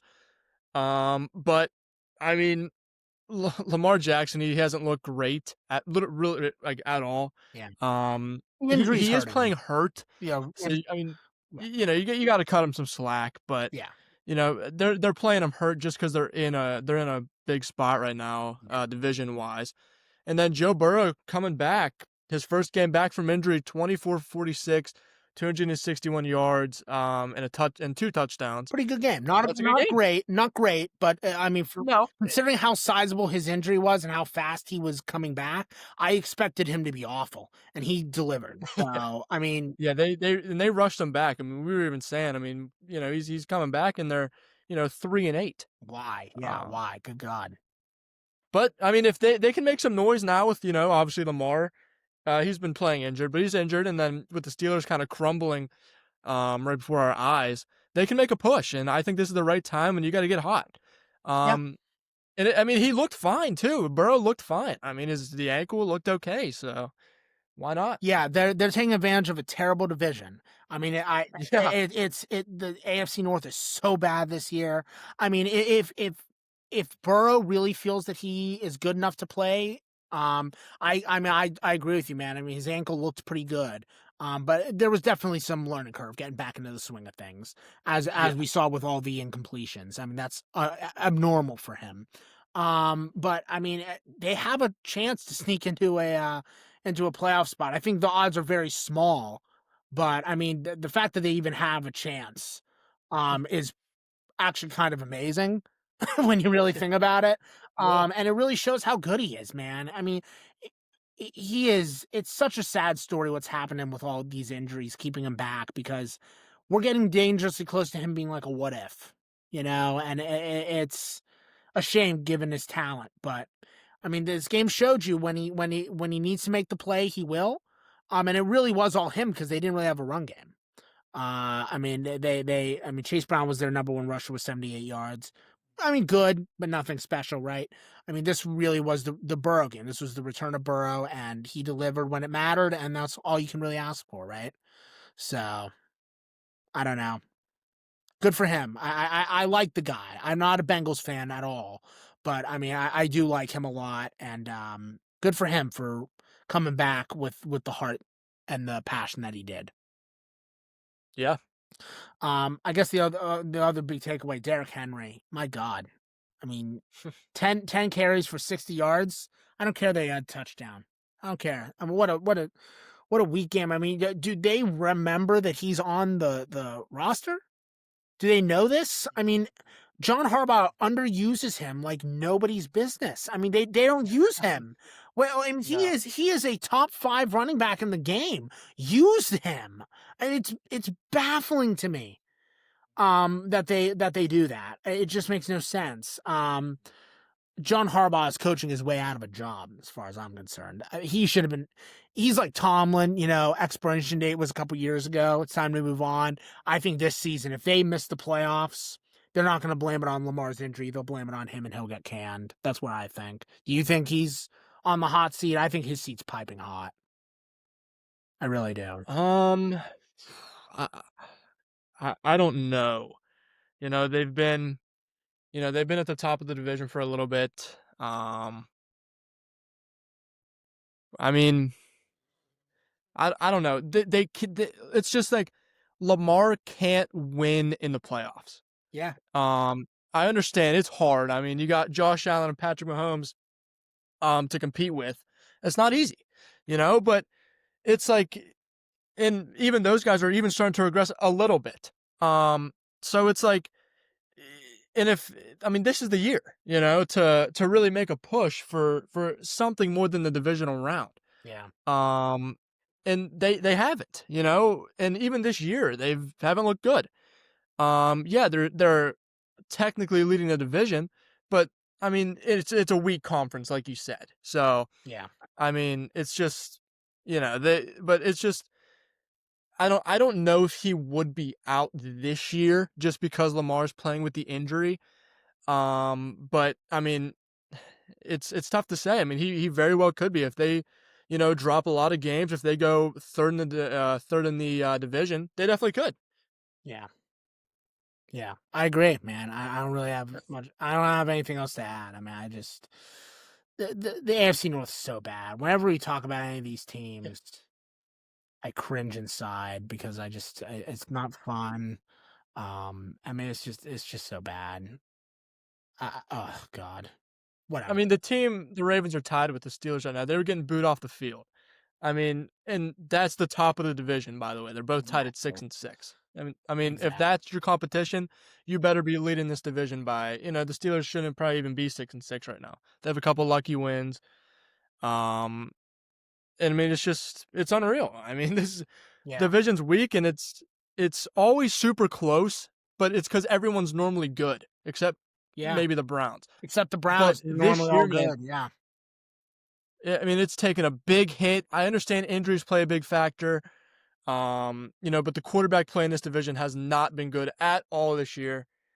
And this game kind of shows it. Joe Burrow, obviously, yes, great talent. I understand he's coming back from injury, but he didn't play super great this game.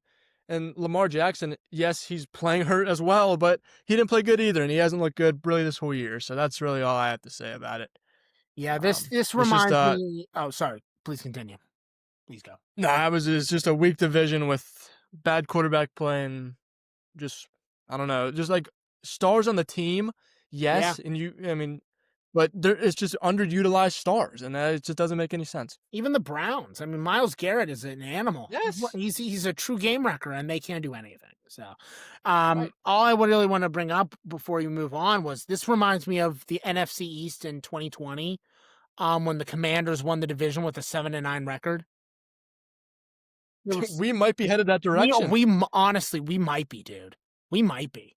I mean, I don't know if they'll have a losing record, but I mean, they might be 8-9. I mean, it's gonna That's what I be was just yeah. it's gonna be bad. It's gonna be ugly.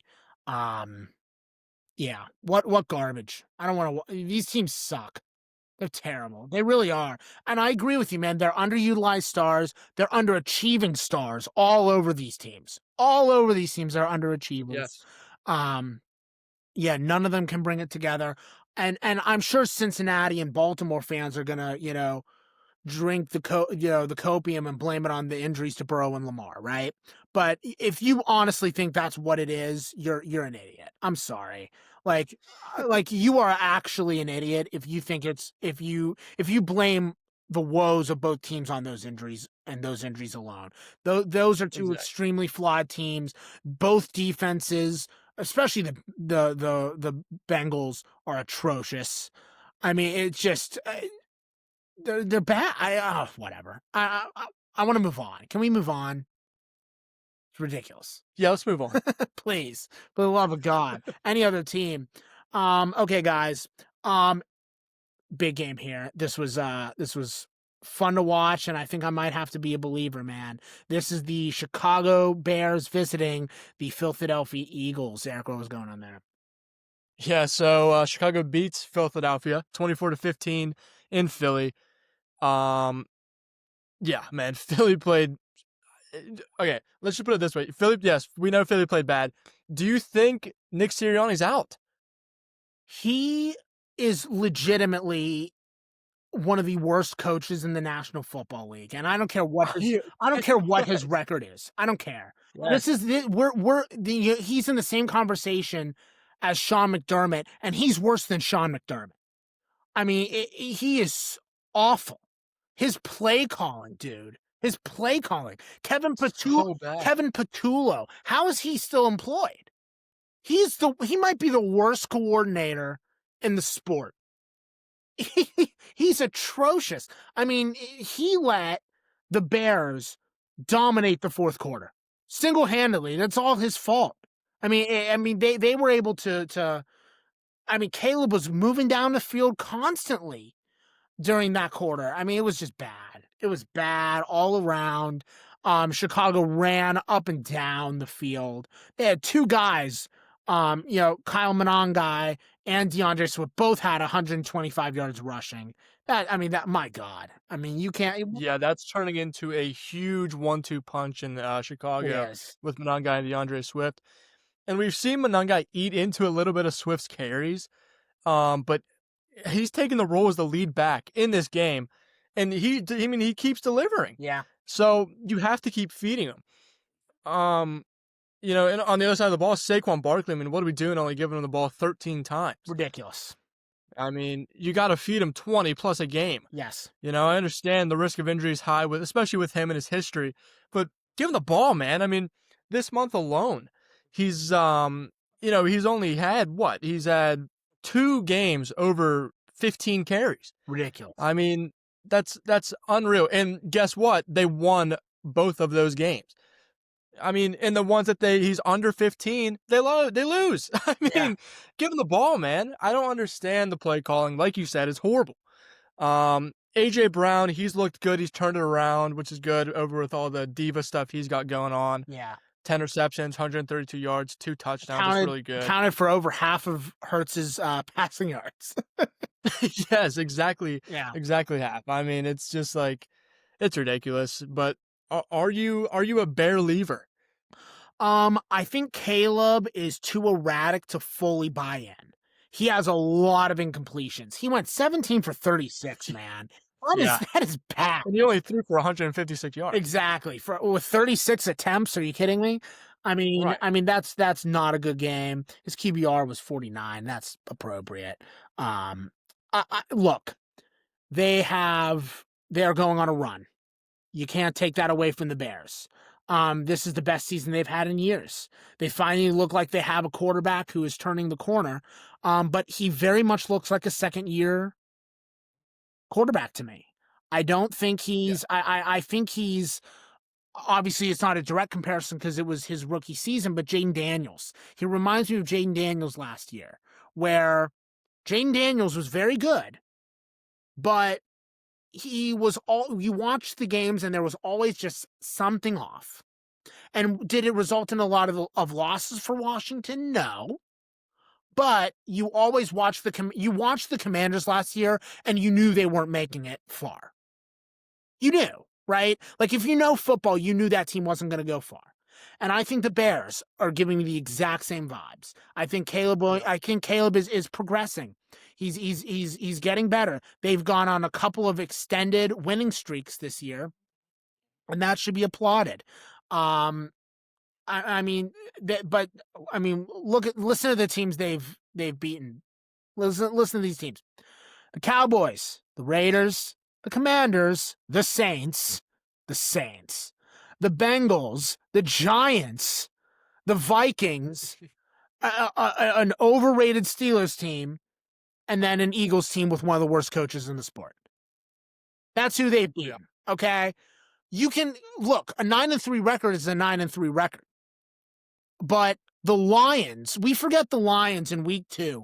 Absolutely. The Lions lost in week 1 and they came out in that game ready to like slaughter children. And they came out in that game just absolutely freaking pummeled the Chicago Bears. And that's their toughest opponent this season. That's the best opponent they've played. And they got shelled. So I mean, I think next week is going to be very telling. You know, the Packers game. That's a huge game for them, especially in Lambeau. I think that's the game. You know, they're going to be competing for the division lead right now. Green Bay should be tied with Chicago for the lead in the NFC North, but that tie to Dallas is keeping them back. Packers are a very good team. They've also looked flawed. I don't think Matt LaFleur is a great coach either. I think next week's going to be the make or break game for the Bears. I think next week we will finally be able to determine how Caleb looks in a big spot and if he can deliver, because that's a big game on the road in the division. You got to win that game. Yeah, I agree. To take them seriously. And at the beginning, what's that? I mean, like to take them seriously, you got to win. Oh yeah, right. The Detroit game was on the road in the division, and they got slaughtered. If they get slaughtered again, I'm out on the Bears. Yep. Yeah, and I think you said it without even knowing. You know, you said they're going on a run, and they literally are. Their run game is so good right now. So good with Monga and Swift, and it's almost making up for Caleb Williams' lack of ability to play football. I think he has the ability. He's just developing. They're throwing him into the deep end, and they hoped that he wouldn't drown. And it's his third head coach in 2 years when you think about the interim from last year. I mean, the guy's been his development's been has been really, really poor. It's been terrible. Let's just call it. I mean, but when have the Bears ever been good with the QB? I mean, he's been stunted. So you have to account for that. I do believe he has ability, but he needs to get into a stable situation. It's possible for Ben Johnson to give him that, but you got to develop a relationship with the coach. It's year 1 of Ben Johnson and year 2 of Caleb. There's going to be a learning curve. So you're going to beat the teams that you should, but against the elite team, I mean, Detroit's not elite, but they're elite for Chicago, right? They're just not, they're not up to snuff. And I think the Bears are there's only so far they can go this year. They have the potential, but I think this year there's a ceiling. And there's really, I mean, as you said, Monga and Swift are getting them to that ceiling. It's not him. Yeah, I agree. Now that being said, DJ Moore and Rome Odunze, great pieces, obviously, to the offense. I would like to see them get more involved. I mean, they're throwing the ball to, I mean, they're spreading the ball out amazingly. On offense, getting different looks. Cole Kmet was their leading receiver with 36 yards. That's not good. I mean, 36 yards and that being a leading receiver, that's not what you want to see. Bad. And especially being a tight end with 3 receptions. Yeah. So that's terrible. And then I understand the rookie Luther Burden from Missouri or whatever. He's good piece but he's obviously still developing, and it shows. I mean, he didn't have a great senior season last year, anyway. But then DJ Moore and Roma Dunze, I mean, give him the ball, man. You got DJ Moore, who and it's like these guys are playing like I don't even know. It's like they're like seeing who can score, um, or who can get 0 receptions and 0 yards. Yeah. It's just interchangeable. Yeah. I mean, week in, week out, you get Rome scoring, or getting 136 yards or something. DJ Moore 0. Next week, DJ Moore gets 100 some yards, and Rome Odunze gets 0. I mean, just give these guys the ball, they're gonna win you the game. Sure. Um, this I didn't really like Caleb Williams too much in college. Yeah, I understand he's made a little bit of a jump.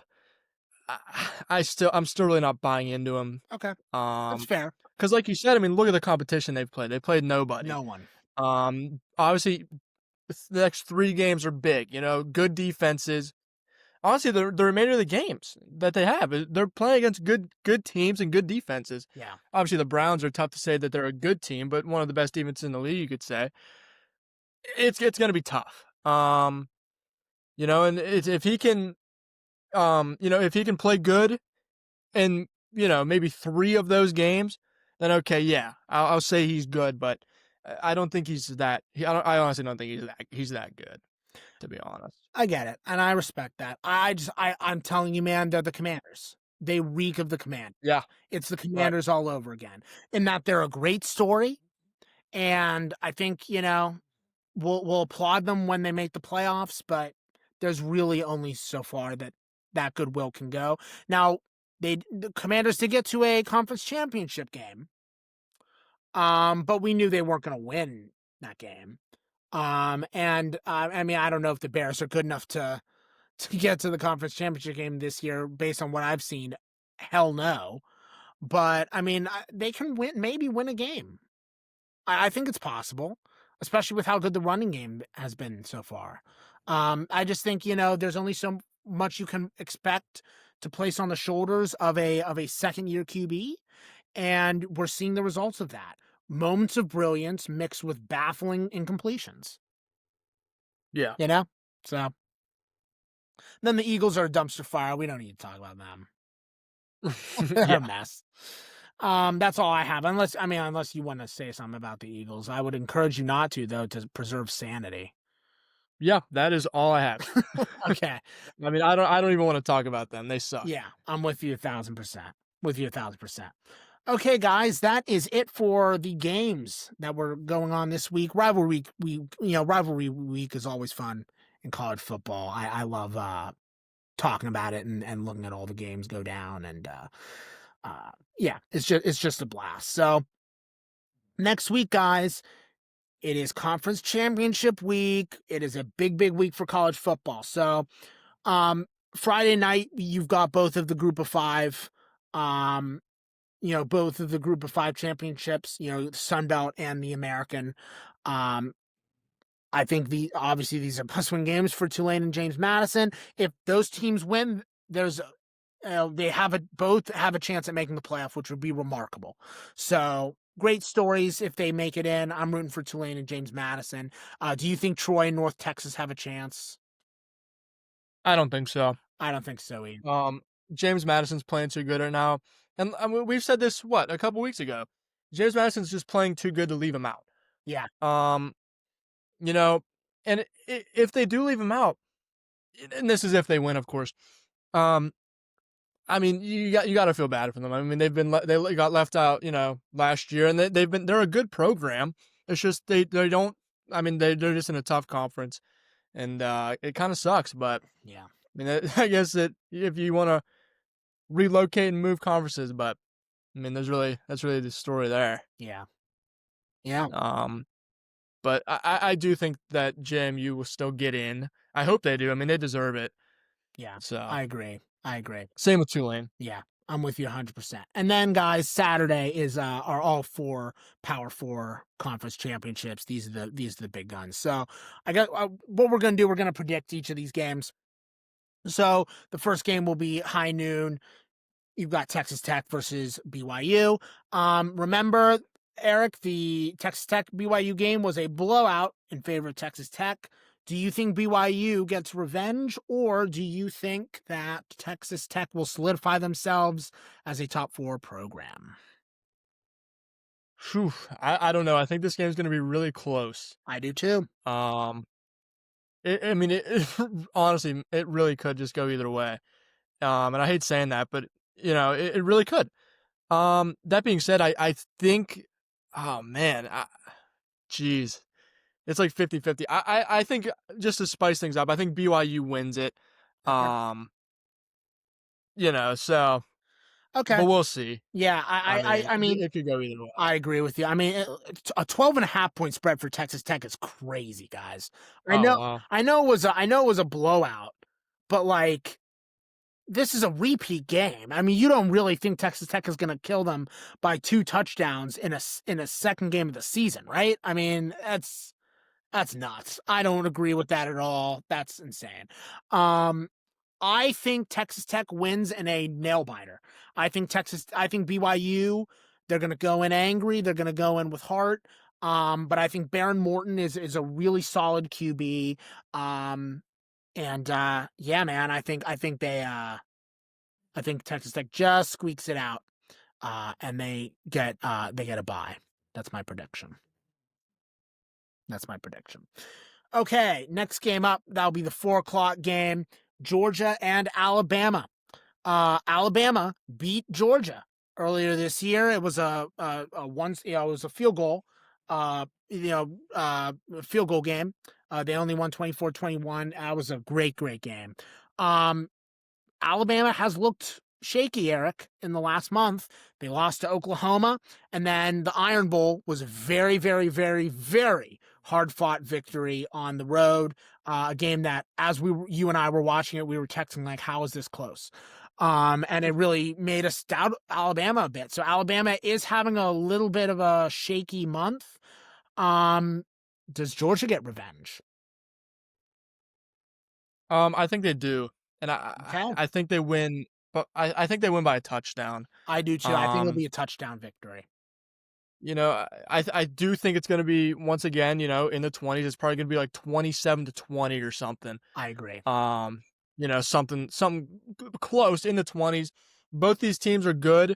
Like you said, not great, but only one team looks great right now in Yeah, college football. But I mean, look, Georgia, they've been playing good football this month. Yeah, the close games with Georgia Tech and Florida don't really scare me too much. Because we saw what they can do against Texas. So exactly. their defense is good. The most points they've allowed this year is 41 to Tennessee, and that game went into OT. So the next best in regulation would be 35 to Ole Miss, which they won. I don't think Alabama's scoring 35 or even close to 35 points Absolutely not. on this team. Alabama's looked very vulnerable this year, and they've shown it. I mean, they lost to Florida State. Yeah, they've overcome that loss and we've moved on, but I mean, it's still got to stick in the back of their mind. And they just lost to Oklahoma 2 weeks ago. Yeah. So, and then they had a close game with Auburn here. So I think Georgia does win this game. Yeah. From in like the 10-7 point range. Yeah, I agree with you 100%. I think Georgia does get revenge. Alabama does recently. That's Kirby Smart's kryptonite is the Alabama Crimson Tide, but he is very good at redeeming and coming back and winning games. Alabama beats him in the SEC title game. And then he comes back and beats Alabama in the national championship game. I do think it'll be a similar situation where, Georgia does play spoiler to Alabama's top 4 hopes, as small as those top 4 hopes are. And I do think Georgia wins by a touchdown. I agree with you.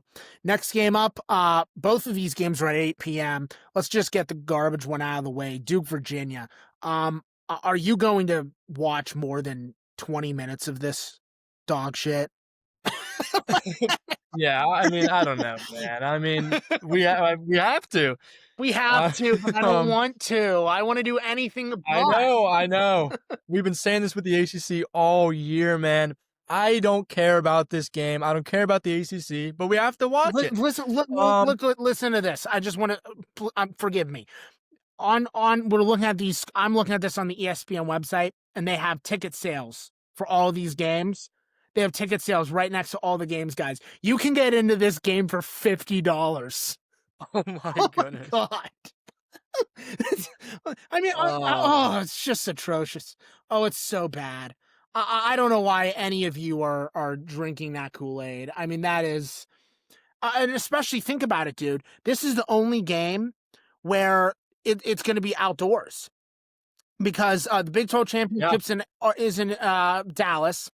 The SEC championships in Atlanta and the Big 10 championships in Indianapolis. Those are all domed stadiums. This is in Charlotte. I mean, this is going to be outside. This is every year this game is unwatchable because in December the conditions are trash. And I mean, everyone's fumbling all over the place and throwing picks. I mean, every year it's an awful game. Every single year. Ugh, and I have to watch it for this show. Frustration. Anyway, I'm rooting for Duke, but I couldn't possibly care less. I guess I'll pick Duke because they shouldn't be in the game. They know that, and they'll go in with heart. So I'll go with Duke for that reason. But both teams, neither of them are very good. So it's a shot in the dark, but that's my prediction. Yeah, look, I mean, Duke has beat literally nobody. Nope, they have not. You know, they lost to Tulane, and then Georgia Tech they lost to, and they even lost to Virginia just a few weeks ago. You know, so I'm gonna go with Danny here, and I think Virginia wins it. I mean, I don't know. Geez, probably by what they won by, like 14 or something. I'll go. They win by like 10 or 14 again. Okay. This year. Yeah. I mean, this game. I don't know, man. Yeah, I agree. Unwatchable game. Yep, it is. It's going to be unwatchable. It doesn't even really matter because both these teams, if they get in, they're getting killed anyway. Exactly. Or I guess Duke wouldn't get in, but still. Yeah, exactly. And on top of that, I mean, if Duke wins, you're going to get Tulane and James Madison in. I mean, both of those teams are going to get shelled. So this game, exactly. I mean, this really does just determine whether or not Miami and Texas have a shooting star's chance of getting in. So that's really the only thing that's important about this game. And I'm telling you, man, the fact that this is the only conference title game played outside, every year the game is awful because of that. And this game's just going to be horrible. It's going to be so bad. I'll do my best to keep on top of it, to be the responsible podcast host that I am. But yeah, I'm with you. Unwatchable. I'm rooting for Duke, but I think it'll be Virginia. Okay, guys, and then at the same time, the game that everyone is looking forward to, the big game of the season, if we're being totally honest. Two undefeateds, number 1 and number 2, Ohio State versus Indiana in Lucas Oil. This Indiana team looks the best that they have possibly ever. This is a much better team than Kurt Signetti had last season. This team is much, much, much improved. Fernando Mendoza is probably not a Heisman winner, in my opinion. It's right now it's looking like he will, based on some rumblings I've heard from insiders. He shouldn't win though. But he will be a finalist. Who do you think should win? Honestly, at this point, it's probably San. I mean, again, Mendoza will win, but I would vote for San personally. So again, you have your probable Heisman winner, having a great year. He's a very good QB. They have a great running game. Their defense is rock solid. It's a very, very solid squad. Yes, they got lucky against Penn State. Who cares? This team is very, very good. But we've been saying it the entire show. This Ohio State team is special.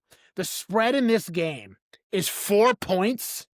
4 points. You gotta hit. You gotta take this. Oh my God! Are you taking that as a no-brainer? This Ohio State team is going to win by 3 touchdowns, and I know that is a hell of a statement for a conference championship game where the loser would be number 2 in the country. But I mean it. It is Ohio State's world, and we're living in it. That team is so good. They are so physical. They are complete on every single conceivable level. Ryan Day is the second best coach in the entire game, and the number one coach is not on Indiana's sideline. Uh, he is. This game is going to be a blowout. This game is going to be at least 14 points. Again, I think it'll be by 3 touchdowns.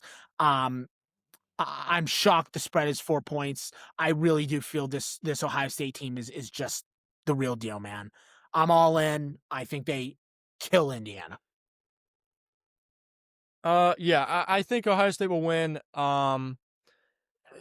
This is a huge game, Heisman race wise. Both these quarterbacks look really good. Julian Sand over 3,000 yards, 30 touchdowns, 5 interceptions. To Mendoza's 2,758 yards, 32 TDs, and 5 interceptions. Great year. This is a huge game. It's not in the Heisman, obviously. It's not who wins. It's just who plays better in this game. Yeah. Now, as far as the game goes, it's if Indiana has to play perfect. Fernando Mendoza, he's going to have to play a perfect game. Yeah. Because Ohio State's going to respond, and we saw it in the Michigan game. Michigan was, making some pretty costly mistakes. Now, yes, Julian Sand threw an interception in that game. It's whatever. That's fine. He played lights out the rest of the time. Yeah, I think it's not. I think it's just who makes more mistakes in the end in this game. Yeah. It's going to be. I don't know. I don't know. I think Ohio State will win by like maybe 17. Okay. Maybe 17. So, yeah, I mean, huge game though. The 1 and 2. I'm excited for it. Yeah. Not super nervous for it, just because both these teams are in anyway, and Yeah. they'll probably get a bye, either way. But Yeah. unless Indiana. Now, here's the thing: if Indiana does get killed by 20 something, are they out of the top 4? Do you slide Oregon in? I really would. I would. I think again, I don't agree with this mentality, but the committee views the Penn State victory for Oregon as a big win. And again, they buy into, oh, well, in the No. season, it's a big victory and all this. I think they view that Oregon win at Penn State as a seismic victory. And the only reason they aren't in the top 4 is because Indiana is undefeated. And I think that if Indiana loses the game, I think they fall to 5. I really do. Especially if they get killed like I think they will. But now Indiana did beat Oregon earlier in the year. They did. 30-20. Yes, they did.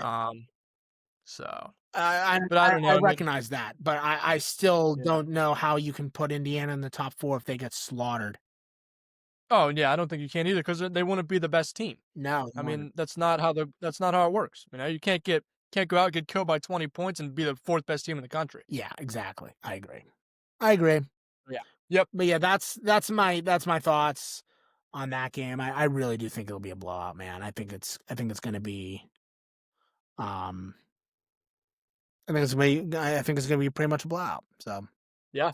okay, that's college. I guess we all should preview the NFL. I'm looking at the schedule here. I mean, Cowboys Lions on Thursday Night Football. Thursday Night Football is normally pretty terrible. This game's probably going to be no different. Both teams are pretty flawed. That's not a very good game. Looking at the rest, Colts Jags. I mean, Trevor Lawrence is a powder keg waiting to go off. But he plays decently at home, so maybe they beat the Colts again. Steelers Ravens, a battle of the trash. That'll be For number 1 in the division. Yeah. Yeah, man. Other than Bears Packers, the schedule's looking pretty weak. I know Eagles Chargers Bengals Bills could be good. possibly if Burrow keeps playing like that. Sure. And Eagles Chargers has the odds of being has the odds of being a solid game. If the Eagles can have a good game. Yeah. But I mean, every week we name 4 games that can be good, 4 or 5 games, and they all end up being duds, and we cover 2. So You're right. So yeah. So that's the modern day NFL. I agree, man. Outside of Bears Packers, I would not expect us to talk NFL. Next week is going to be all about reacting to the conference championship games and the final bracket, which is which is our bread and butter. This is our Super Bowl, guys. We can't wait for that. So yeah, guys, thank you so much for listening to episode 14 of the Catching the Facts podcast. We really appreciate all of your support. Please follow us on both Spotify and YouTube. Please like, comment, share, and subscribe. We really appreciate your support, and we would love for you to keep giving it to us because we're greatly appreciative. We post new episodes every Wednesday at 12 p.m. Eastern Standard Time. We might, odds are low, but there's an off chance that we might do a earlier episode because, again, I suspect the NFL games are going to be bad. So we might do an early episode to react to the bracket. I doubt that'll happen, but I just want to put that into your minds in case that does happen to check on our playlists earlier in the week to see check it. We might do it early, but odds are we do it Wednesday because who knows, maybe the NFL games are better than we expect them. There's stuff to talk about. I mean, it's possible. So you never know. Any given Sunday, crazy stuff happens, but next week is conference championship week and final bracket week. And I cannot wait to see how it all turns out. Do Miami and Texas get in? A lot of questions. It's going to be fun to react, Eric. It's going to be fun. Yeah, for sure. Okay, guys, that is it for this week. 2 hours. Thank you so much for listening. Good God, I just looked at the time. What a behemoth of an episode, but it's been a lot of fun, and hope you guys had a good time listening. We have a great time talking about this, and again, we really appreciate your support. So we will see you on Wednesday's episode to react to the final bracket for the college football playoff. Until then, I'm your host, Dan Sisk. And I'm Eric Schroeder. And we'll see you then.